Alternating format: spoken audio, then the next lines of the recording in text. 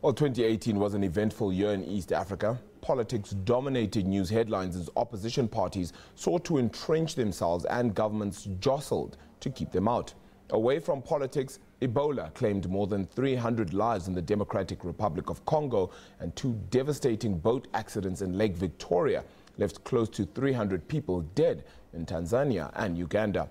It was not all doom and gloom, however. The region bagged Africa a Nobel Peace Prize and top honors in athletics. Sarah Kimani takes a look at news that defined 2018 in East Africa.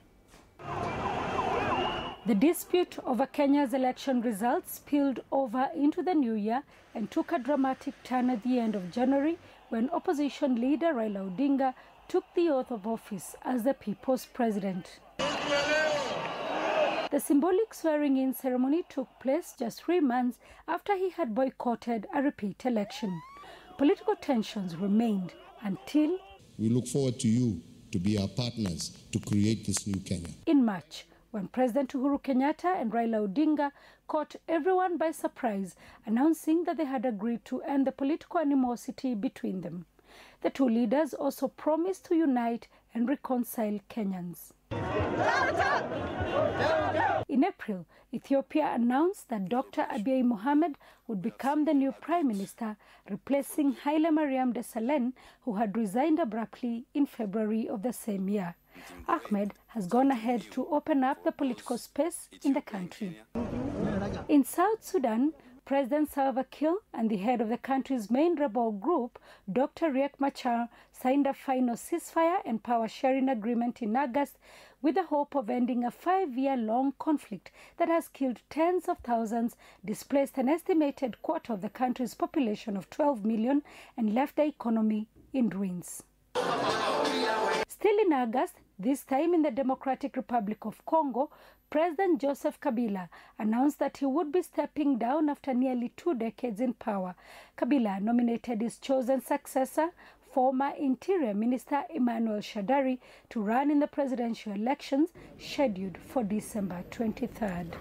Shadary is facing a credible challenge from two opposition leaders, Felix Tshisekedi, president of the Congo's largest opposition party, and businessman Martin Fayulu.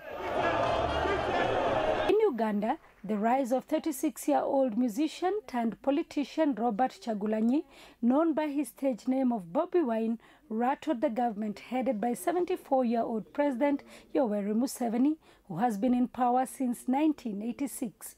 Wine was arrested and allegedly tortured by Ugandan security forces during political campaigns, where police accused his supporters of stoning Museveni's convoy. He faces treason charges, which he denies. In Rwanda, a prominent critic of President Paul Kagame, Diane Rwigara, and her mother were acquitted by Rwanda's High Court of forgery and incitement charges.